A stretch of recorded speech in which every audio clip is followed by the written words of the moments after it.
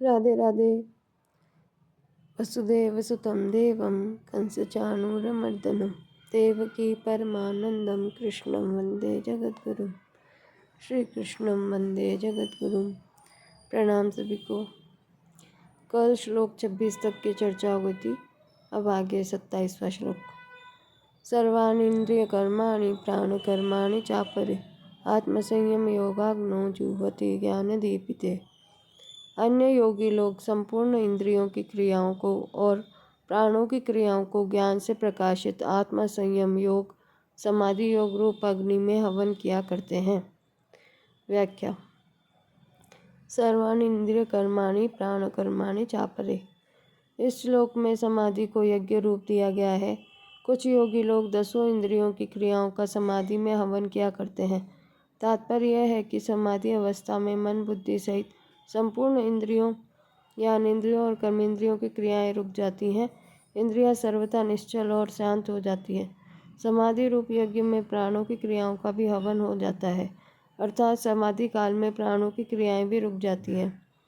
समाधि में प्राणों की गति रोकने के 2 प्रकार हैं। एक तो हठ योग की समाधि होती है, जिसमें प्राणों की रोकने के लिए कुंभक किया जाता है। कुंभक का अभ्यास बढ़ते बढ़ते प्राण रुक जाते हैं, जो घंटों तक दिनों तक रुके रह सकते हैं। इस प्राणायाम से आयु बढ़ती है। जैसे वर्षा होने पर जल बहने लगता है तो जल के साथ साथ बालू भी आ जाती है। उस बालू में मेंढक दब जाता है। वर्षा बीतने पर जब बालू सूख जाती है तब मेंढक उस बालू में ही चुपचाप सूखे हुए की तरह पड़ा रहता है। उसके प्राण रुक जाते हैं। पुनः जब वर्षा आती है तब वर्षा का जल ऊपर गिरने पर मेंढक में पुनः प्राणों का संचार होता जाता है और वह टर्राने लग जाता है। दूसरे प्रकार में मन को एकाग्र किया जाता है। मन सर्वथा एकाग्र होने पर प्राणों की गति अपने आप रुक जाती है। ज्ञान दीपिते।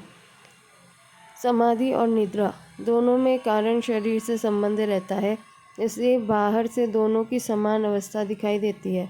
यहाँ ज्ञान दीपिते पद से समाधि और निद्रा में परस्पर भिन्नता सिद्ध की गई है। तात्पर्य यह है कि बाहर से समान दिखाई देने पर भी समाधि काल में एक सच्चिदानंद परमात्मा ही सर्वत्र परिपूर्ण है। ऐसा ज्ञान प्रकाशित जागृत रहता है और निद्रा काल में वृत्तियां अविद्या में लीन हो जाती है। समाधि काल में प्राणियों की गति रुक जाती है और निद्रा काल में प्राणों की गति चलती रहती है। इसलिए निद्रा आने से समाधि नहीं लगती। आत्म संयम योगाग्नो जुह्वति। चित्त वृत्ति निरोध रूप अर्थात समाधि रूप यज्ञ करने वाले योगी लोग इंद्रियों तथा प्राणों की क्रियाओं का समाधि योग रूप अग्नि में हवन किया करते हैं, अर्थात मन बुद्धि सहित संपूर्ण इंद्रियों और प्राणों की क्रियाओं को रोककर समाधि में स्थित हो जाते हैं। समाधि काल में संपूर्ण इंद्रियां और प्राण अपनी चंचलता खो देते हैं। एक सच्चिदानंद घन परमात्मा का ज्ञान ही जागृत रहता है। द्रव्य यज्ञास तपो यज्ञा योग यज्ञास तथा परे स्वाध्याय ज्ञान यज्ञाश्च यतयः संशितः व्रता। दूसरे कितने ही तीक्ष्ण व्रत करने वाले प्रयत्नशील साधक द्रव्य में यज्ञ करने वाले हैं और कितने ही तपो यज्ञ करने वाले हैं, और दूसरे कितने ही योग यज्ञ करने वाले हैं तथा कितने ही स्वाध्याय रूप ज्ञान यज्ञ करने वाले हैं। व्याख्या। यतयः संशितः व्रता। अहिंसा, सत्य, अस्तेय, चोरी का अभाव, ब्रह्मचर्य और अपरिग्रह, भोग बुद्धि से संग्रह का अभाव, ये 5 यम हैं जिन्हें महाव्रत के नाम से कहा गया है। शास्त्रों में इन महाव्रतों की बहुत प्रशंसा महिमा है। इन व्रतों का सार यही है कि मनुष्य संसार से विमुख हो जाए। इन व्रतों का पालन करने वाले साधकों के लिए यहाँ संशित व्रता पद आया है। इसके सिवाय इस श्लोक में आए चारों यज्ञों में जो जो पालनीय व्रत अर्थात नियम है उन पर दृढ़ रहकर उनका पालन करने वाले भी सब संशित व्रता है। अपने अपने यज्ञ के अनुष्ठान में प्रयत्नशील होने के कारण उन्हें यतयः कहा गया है। संशित व्रता पद के साथ द्रव्य यज्ञ, तपो यज्ञ, योग यज्ञ और ज्ञान यज्ञ की तरह यज्ञ पद नहीं दिया जाने के कारण इसे अलग यज्ञ नहीं माना गया है। द्रव्य यज्ञ मात्र संसार के हित के उद्देश्य से कुआं, तालाब, मंदिर, धर्मशाला आदि बनवाना, अभावग्रस्त लोगों को अन्न, जल, वस्त्र, औषध पुस्तक आदि देना, दान करना इत्यादि सब द्रव्य यज्ञ है। द्रव्य तीनों शरीरों से ही संपूर्ण पदार्थों को अपना और अपने लिए न मानकर निस्वार्थ भाव से उन्हीं का मानकर उनकी सेवा में लगाने से द्रव्य यज्ञ सिद्ध हो जाता है। शरीर आदि जितनी वस्तुएं हमारे पास हैं उन्हीं से यज्ञ हो सकता है, अधिक की आवश्यकता नहीं है। मनुष्य बालक से उतनी ही आशा रखता है जितना वह कर सकता है। फिर सर्वज्ञ भगवान तथा संसार हमसे हमारी क्षमता से अधिक की आशा कैसे रखेंगे। तपोयज्ञ अपने कर्तव्य स्वधर्म के पालन में जो जो प्रतिकूलताएं कठिनाइयां आए उन्हें प्रसन्नतापूर्वक सह लेना तपोयज्ञ है। लोक हितार्थ एकादशी आदि का व्रत रखना, मौन धारण करना आदि भी तपोयज्ञ अर्थात तपस्या रूप यज्ञ है।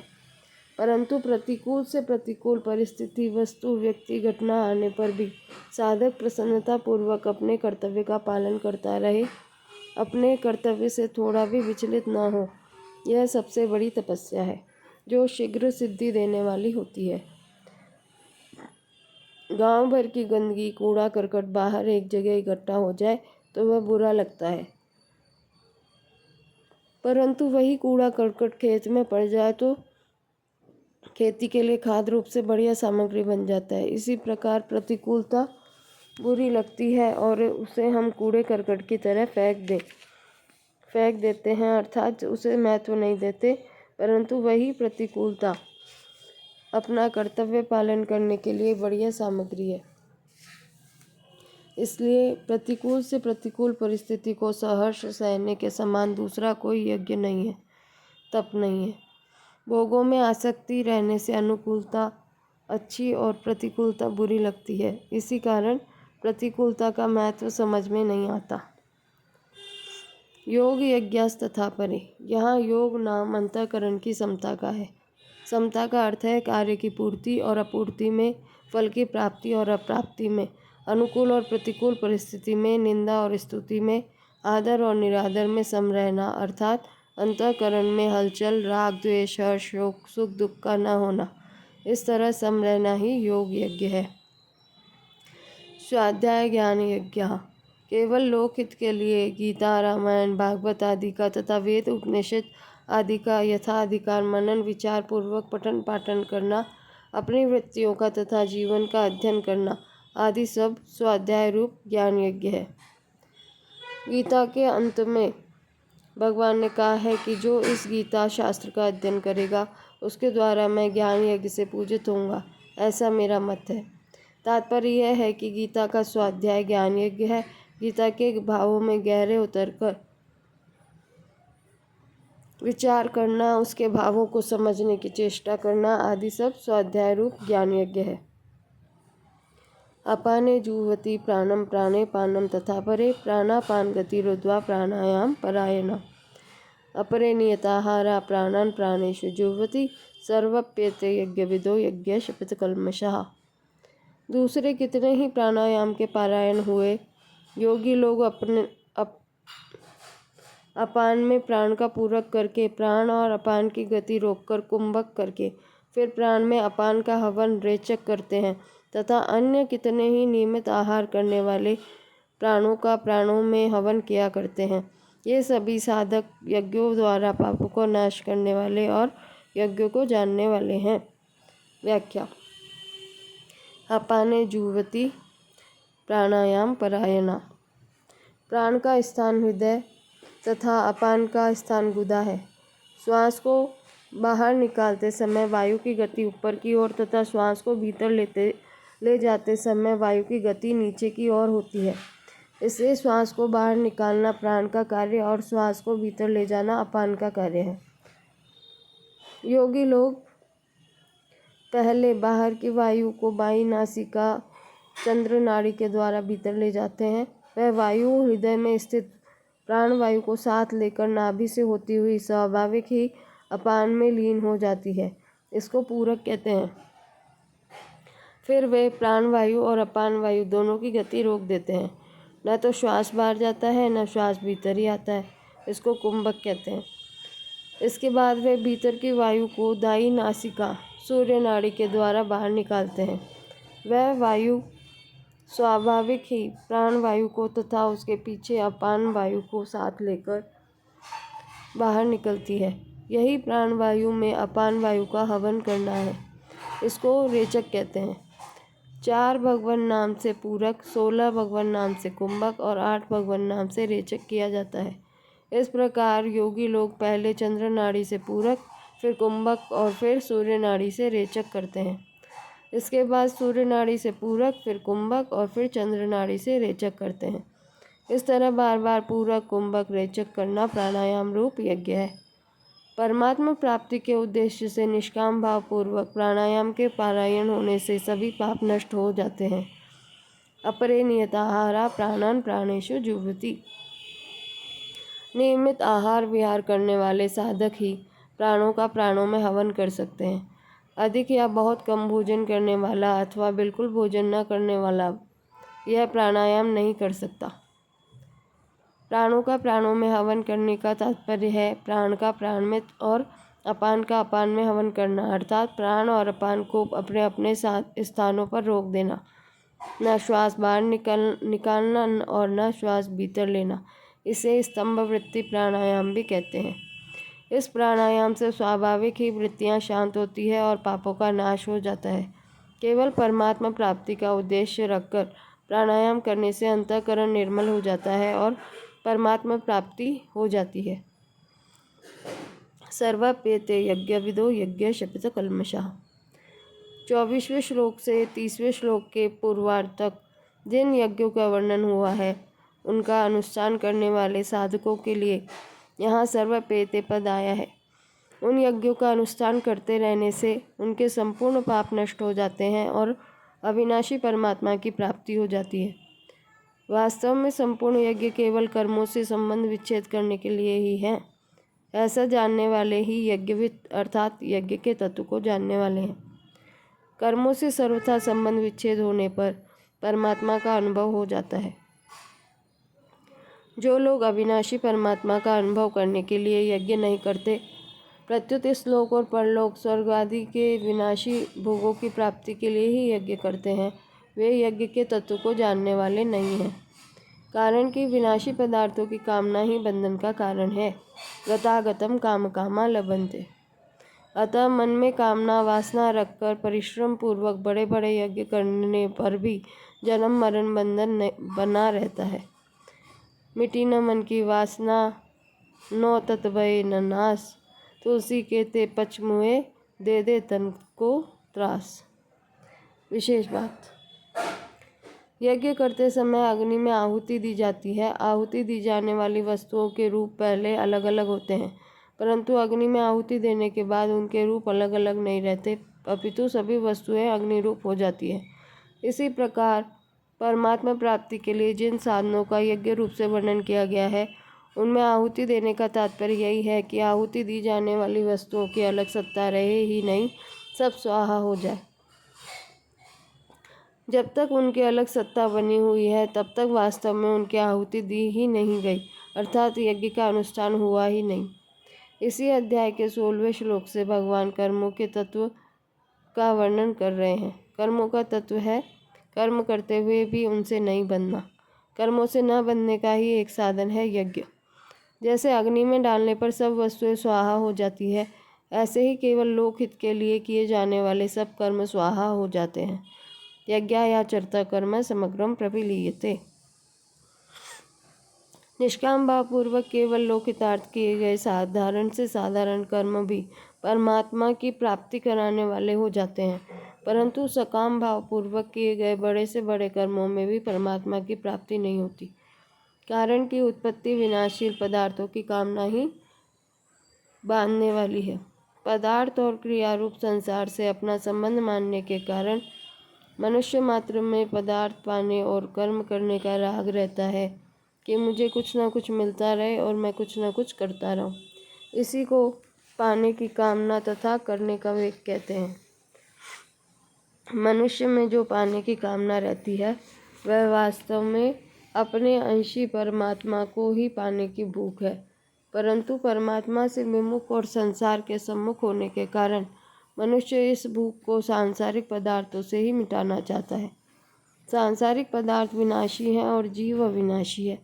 अविनाशी की भूख विनाशी पदार्थों से मिट ही कैसे सकती है, परंतु जब तक संसार की सम्मुखता रहती है तब तक पाने की कामना बनी रहती है। जब तक मनुष्य में पाने की कामना रहती है तब तक उसमें करने का वेग बना रहता है। इस प्रकार जब तक पाने की कामना और करने का वेग बना हुआ है, अर्थात पदार्थ और क्रिया से संबंध बना हुआ है, तब तक जन्म मरण नहीं छूटता। इससे छूटने का उपाय है कुछ भी पाने की कामना न रखकर केवल दूसरों के हित के लिए कर्म करना। इसी को लोक संग्रह, यज्ञार्थ कर्म, लोकहितार्थ कर्म आदि नामों से कहा गया है। केवल दूसरों के हित के लिए कर्म करने से संसार से संबंध छूट जाता है और असंगता आ जाती है। अगर केवल भगवान के लिए कर्म किए जाएं तो संसार से संबंध छूटकर असंगता तो आ ही जाती है। इसके साथ एक और विलक्षण बात यह होती है कि भगवान का प्रेम प्राप्त हो जाता है। परिशिष्ट भाव। निस्वार्थ भाव से केवल दूसरों के हित के लिए कर्तव्य कर्म करने का नाम यज्ञ है। यज्ञ से सभी कर्म अकर्म हो जाते हैं, अर्थात बांधने वाले नहीं होते। 24वें से 30वें श्लोक तक कुल 12 प्रकार के यज्ञ बताए गए हैं, जो इस प्रकार है। पहला, ब्रह्म यज्ञ। प्रत्येक कर्म में कर्ता, करण, क्रिया, पदार्थ आदि सबको ब्रह्म रूप से अनुभव करना। दूसरा, भगवद अर्पण रूप यज्ञ। संपूर्ण क्रियाओं और पदार्थों को केवल भगवान का और भगवान के लिए ही मानना। तीसरा, अभिन्नता रूप यज्ञ। असत से सर्वथा विमुख होकर परमात्मा में लीन हो जाना, अर्थात परमात्मा से भिन्न अपनी स्वतंत्र सत्ता न रखना। कर्तव्य कर्म रूप यज्ञ। केवल दूसरों के हित के लिए संपूर्ण कर्तव्य कर्म करना। चौथा, संयम रूप यज्ञ। एकांत काल में अपनी इंद्रियों को विषयों में प्रवृत्त न होने देना। पांचवा, विषय हवन रूप यज्ञ। व्यवहार काल में इंद्रियों का विषयों से संयोग होने पर भी उनमें राग द्वेष पैदा न होने देना। छठा, समाधि रूप यज्ञ। मन बुद्धि सहित संपूर्ण इंद्रियों और प्राणों की क्रियाओं को रोककर ज्ञान से प्रकाशित समाधि में स्थित हो जाना। सातवां, द्रव्य यज्ञ।